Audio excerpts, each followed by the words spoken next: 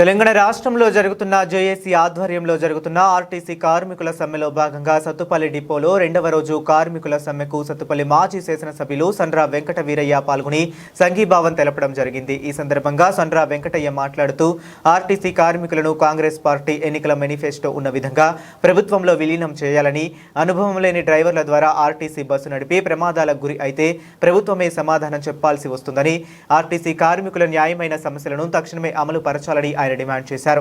ఈ కార్యక్రమంలో TRS party నాయకులు, ఆర్టీసీ కార్మికులు, మహిళలు తదితరులు పాల్గొన్నారు। కోసం జేఏసీగా ఏర్పడి అందరూ కూడా సమ్మెలోకి దిగటం జరిగింది। ఈ న్యాయమైన సమస్యల పరిష్కారం కోసం ప్రభుత్వం ప్రధానంగా వాళ్ళు పెట్టిన డిమాండ్లో ముఖ్యమైన ఆర్టీసీని ప్రభుత్వంలో విలీనం చేస్తామని చెప్పి ఎన్నికల మేనిఫెస్టోలో ప్రకటించడం జరిగింది।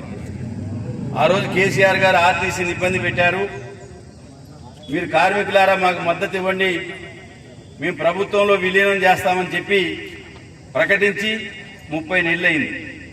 ఇప్పటి వరకు కూడా గవర్నర్ ఆమోదం పొందిన ప్రక్రియ మరి తేదీని ప్రకటించాలనేది ప్రధానమైన డిమాండు। ఈరోజు ఆంధ్రప్రదేశ్లో ఏ విధంగానైతే ఆర్టీసీని ప్రభుత్వ రంగంలో విలీనం చేసి అక్కడ ప్రభుత్వ ఉద్యోగులుగా గుర్తించడం జరిగిందో, కార్పొరేషన్లో ఉన్న మన టీఎస్ఆర్టీసీని కూడా ప్రభుత్వ రంగంలో విలీనం చేసి ప్రభుత్వ ఉద్యోగుల పాటు గుర్తించి గవర్నర్ ఏదైతే ఆమోదం చేసి అపాయింట్మెంట్ డేట్ ఇచ్చాడో ఆ డేట్ నుంచి వీళ్ళని ఉద్యోగులుగా గుర్తించాలనే ఒక ప్రధానమైన డిమాండ్తో పాటుగా 2021 నుంచి 2025 పెండింగ్లో ఉన్న వేతన సవరణ అమలు చేసి 30% తగ్గకుండా జీతభత్యాల సవరణ లేదా ప్రభుత్వ ఉద్యోగులతో పాటు సమానంగా వేతనాలు పెంచాలనేది రెండో డిమాండు। ఇవాళ దురదృష్టవశాత్తు ఆర్టీసీలో ఏదైనా సమస్య ఉందని చెప్పుకుందామంటే యూనియన్లు రద్దు చేయడం జరిగింది। ఒక వెల్ఫేర్ కమిటీని వేసి ప్రభుత్వానికి అనుకూలంగా ఉన్న సభ్యులతో ఒక కమిటీ వేసి ఎవరైతే ప్రభుత్వానికి ఒత్తాస పలుకుతారో వాళ్ళని మెంబర్లుగా వేసి ఒక వెల్ఫేర్ కమిటీ వేశారు।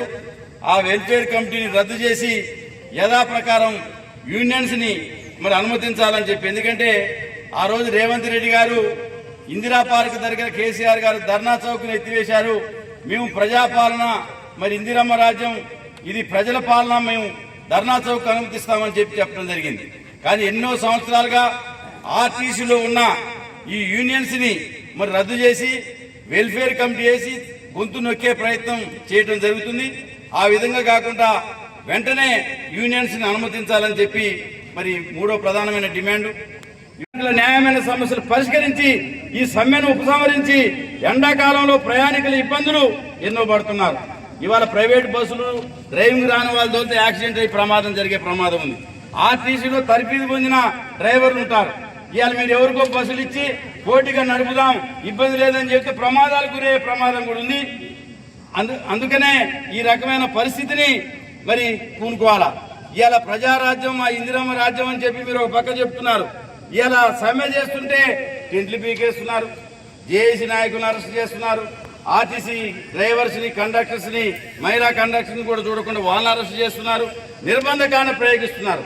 మీరు అధికారంలోకి వచ్చే ముందు ఏదైతే చెప్పారో ఆ మాటలకు మీరు కట్టుబడకుండా ఇవాళ ప్రజాస్వామ్యబద్ధంగా ఎవరికి కూడా ఆటంకం కలగకుండా ప్రజాస్వామ్యబద్ధంగా చేస్తున్న ఈ ఉద్యమానికి మరి మీరు తక్షణమే కనువిప్పు కలిగి ఈ న్యాయమైన సమస్యలు పరిష్కరించి ఆర్టీసీని పరిరక్షించాలని ప్రభుత్వాన్ని వేడుకుంటూ మాకు ఈ అవకాశం ఇచ్చిన ఆర్టీసీ కార్మిక సోదరులకు ధన్యవాదాలు తెలియజేస్తూ సెలవు తీసుకుంటాం।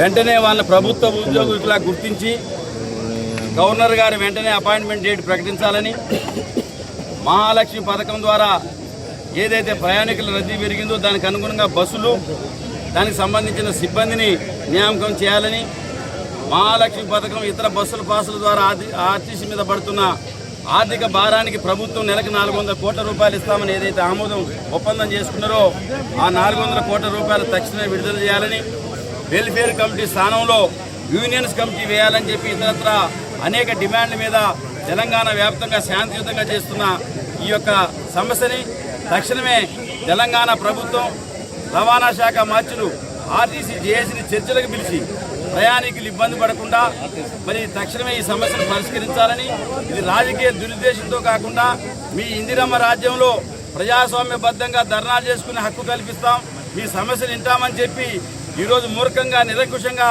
ప్రభుత్వం వ్యవహరించడం సరైన పద్ధతి కాదు. ఇప్పటికైనా తక్షణమే స్పందించి మరి ఆర్టీసీ కార్మికుల న్యాయమైన సమస్యలు పరిష్కరించాలని చెప్పి బీఆర్ఎస్ పార్టీ తరఫున డిమాండ్ చేస్తున్నాం.